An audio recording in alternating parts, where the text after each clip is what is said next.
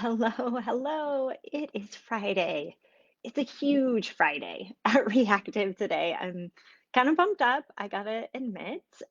Thank you for joining me here on my kind of pumped up Friday. My name is Julie Hirschberg. I am the owner, the founder of Reactive Physical Therapy in Los Angeles. And today, pretty much all things are happening in my dream world of reactive.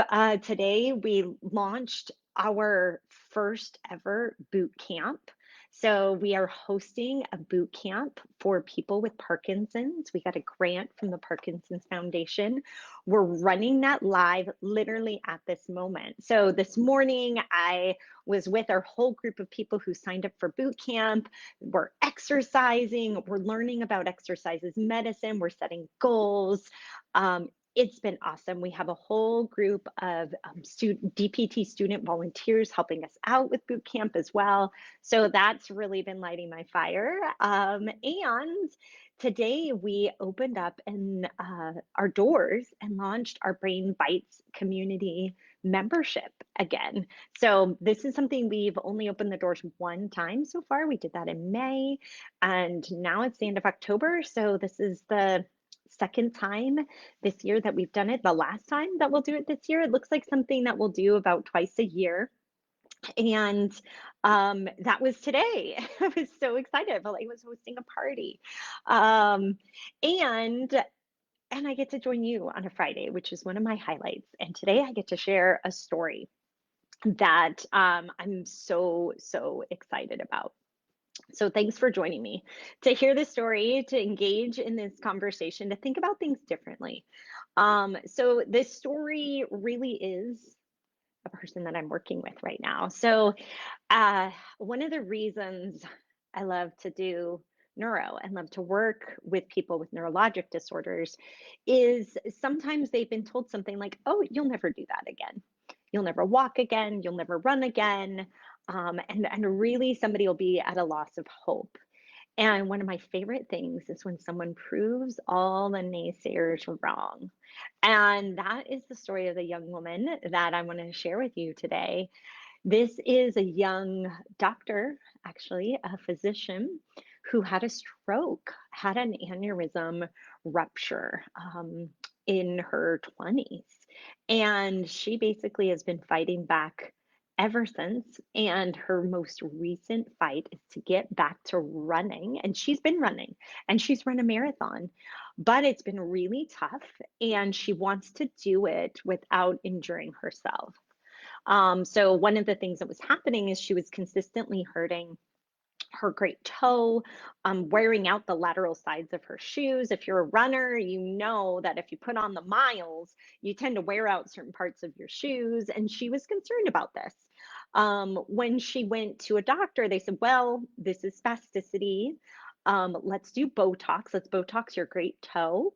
And let's have you take medication. And so maybe if you are a person who's had a stroke or brain injury or MS, you know that if you might be experiencing spasticity, that a medication or Botox might be recommended.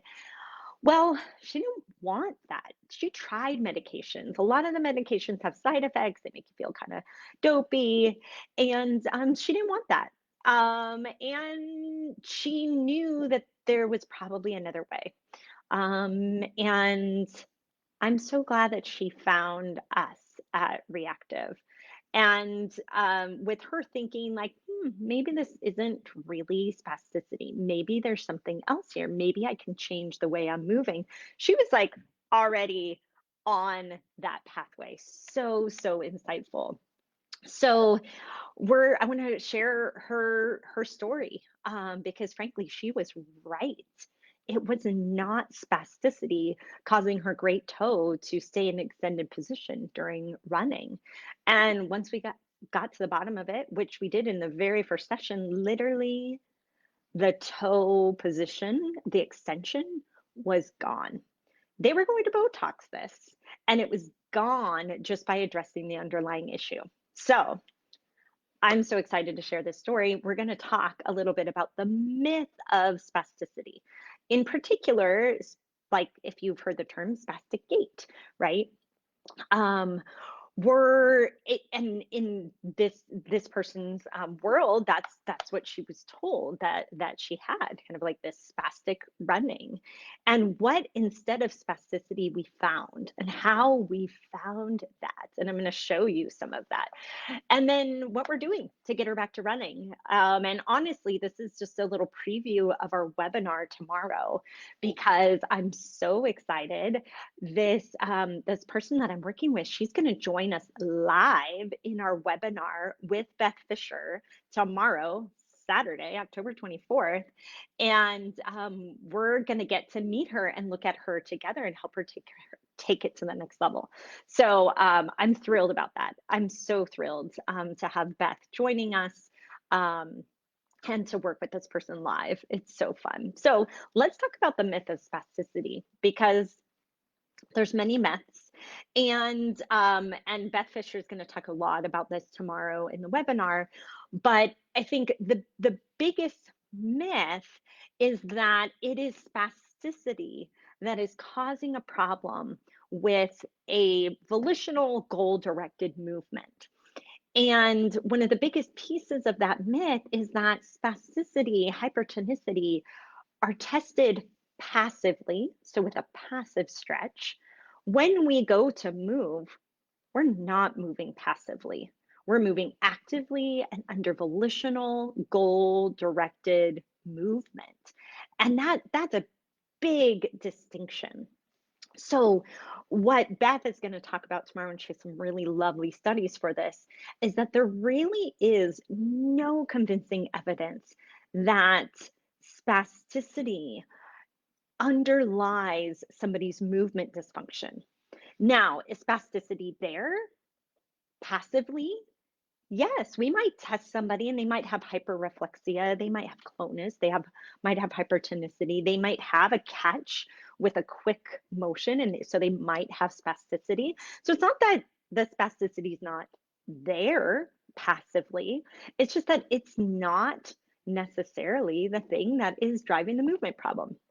Now, I don't want to like throw spasticity completely out, because it is good for some things. So we test people's reflexes, we take them through movement because we want to understand their diagnosis and do a differential diagnosis, right? So spasticity is very important for a differential diagnosis. It's a good indicator that something else is changing in the nervous system. So for example, if someone comes to me and they're like, my spasticity has increased, we might look at, like, is there a urinary tract infection? Is there something else going on? Maybe there's sleep deprivation that has caused an increase in it. And spasticity is really important for contracture. Spasticity can lead to contracture, and that is something we do want to prevent. So I'm not saying spasticity is not important. I am saying, and I would make the argument, that spasticity is not the key contributor to somebody's movement dysfunction. And that was definitely the case in this young woman. So, what then, she'd been told it was spasticity in her great toe. What did we find? So, as we watched her walk initially, indeed, her great toe was constantly extended. It didn't seem to turn off. And I could see upon just watching that would look like hypertonicity or spasticity, right?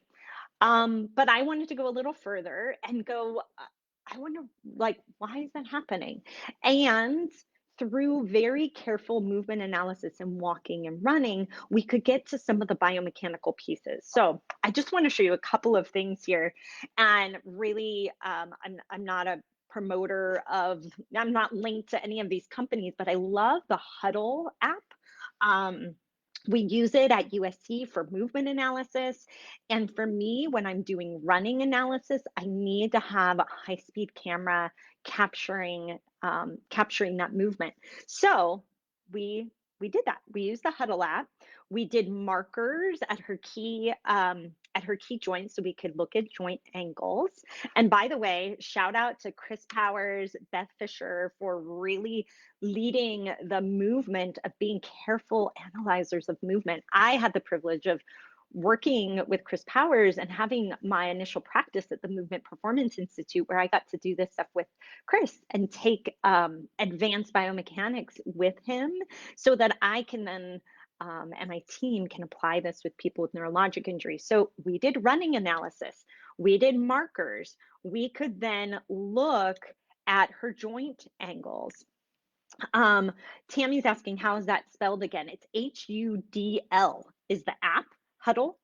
Um, and it's like a coaching app for analyzing movement and providing feedback.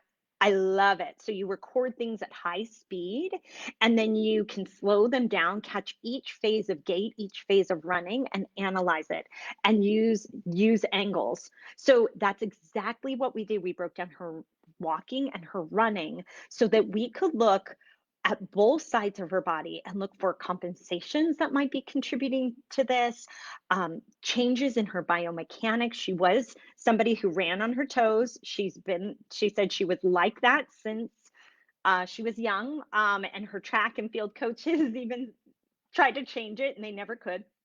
So this was not something that we were going to change. It was not post-stroke, but we could look at other pieces and we found other pieces. So for example, she had a very early heel rise. And in fact, in her running, you can kind of see it here. She never actually got her heel down. She never moved into dorsiflexion. Now, someone might say, oh, she's got plantar flexion spasticity. Well, maybe she does, but remember, spasticity is tested passively. We're looking at someone actively. Is that what's happening actively? So my first question was actually, does she have that range? Can she get into dorsiflexion? And actually, no, she couldn't. So when we took her down from that, from her running and gait analysis, we look at her range and she cannot, she's -5 dorsiflexion. And so it's no wonder that she hung out in -5 dorsiflexion, even with the weight on her body. So what did we do? We mobilized the heck out of her ankles. We did a lot of soft tissue mobility. We got her to 10 degrees of dorsiflexion. And amazingly, her great toe extension went completely away. So, wow. She was shocked. We were, I wouldn't say totally shocked, but we were excited about this link between her biomechanics and her quote spasticity. It really wasn't, right? So what was happening then, right? So she couldn't get into full dorsiflexion and she was putting a lot of effort into it, which this would happen to you and I as well. We might use great toe extension to get dorsiflexion if it's limited, right? And that's exactly what she was doing. She was using her great toe extensor to clear her foot because her calf was tight. And it wasn't tight because of spasticity. It was tight like my calves are tight. It was tight. So we gave her range. That great toe extension went completely away. And she was thrilled. We were thrilled. She's like, oh my gosh, I don't have to Botox my toe. Right, you don't, because we looked at it from a movement discovery framework. And this is something that Beth Fisher presented in her CSM talk with Joseph Robinson and Ryan Friendway, looking at how might we look at it differently if it's not spasticity. What is it about the movement? And when somebody is moving, we want to try and see if we can affect it in a different way. So for this case, what we did is we just looked biomechanically and looked to change an impairment. We saw if we improved range of motion, then she could meet the task goals and the task demands.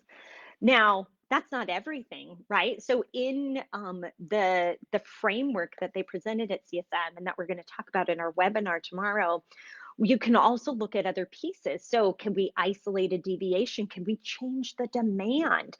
Can we simply just say, don't try not to do that? Like, what happens if you don't do that? Can you put in a new task? Can you modify the task? Can you provide some sort of tactile cue or external cue for it? So, another thing that we did, so just as another example, we modified the task a little bit. So, one of the things that we did see is up the chain, and this is very, very common too, was a lack of hip control. So a little bit of backward rotation of the pelvic drop, which was also contributing to some difficulty with clearing the limb. And if we gave her she was also very upright with her running.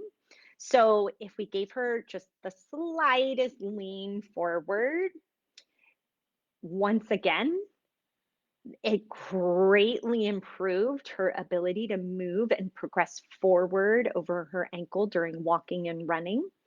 She could activate her glutes a little better in that position too, so they could provide her support and extension and in power, which is huge for her running.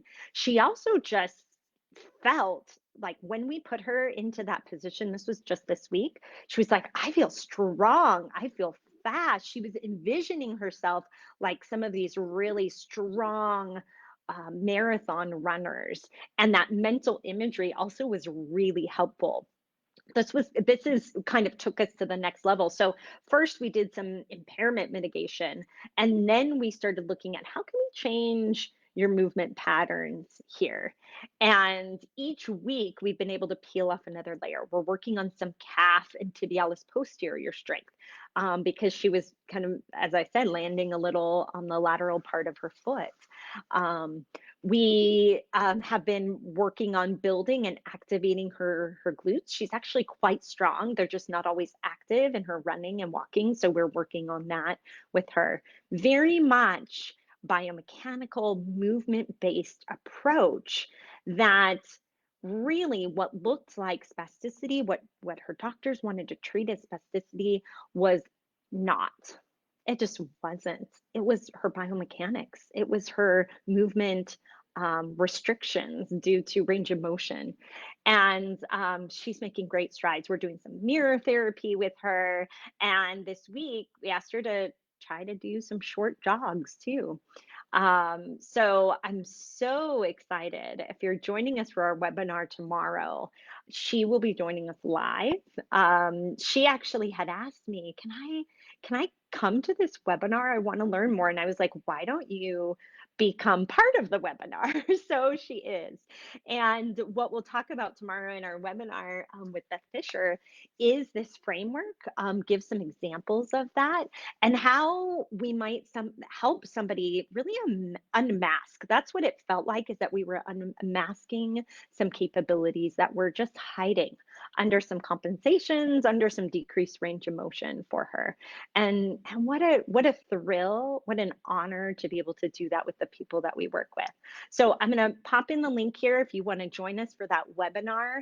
It's tomorrow, Saturday, October 24th at 9 a.m. with Beth Fisher, with this wonderful young woman, with myself, and it's a little peek at what we do here in reactive education. What we do together is we problem solve. We try to look at things differently, and so I'm really excited to bring this to you tomorrow. With that being said, I mentioned I was kind of throwing a party today because our Brain Bites membership opens today. And we're going to be open through October 27th. And that's the last time we'll be open. At this first year rate, we're making it really affordable for people to join now. So this is our membership for other physical therapists, occupational therapists who just want to look at things differently, like we did today, like we do in our webinars, look at things differently, look at things from a different point of view, get encouragement and support doing that from a group of like-minded therapists and from mentors like Beth Fisher. Next month, we're going to be talking dizziness and 3PD, and we're going to have Mike Suter joining us. We're so lucky to have this great network of people to help us learn and discover new ways of thinking and trying things. It's what has kept me going in this pandemic, and it's really kept me going to have this group of people who have a similar purpose. This Our Brain Bites membership is also our largest fundraiser for our pro bono services. So 50% of our proceeds go to the pro bono services that we provide at Reactive. Our wait list for these services has grown a lot in this pandemic, as you can imagine, as people have lost jobs and insurance. And so the Brain Bites membership really supports. It's our largest fundraiser for those pro bono services.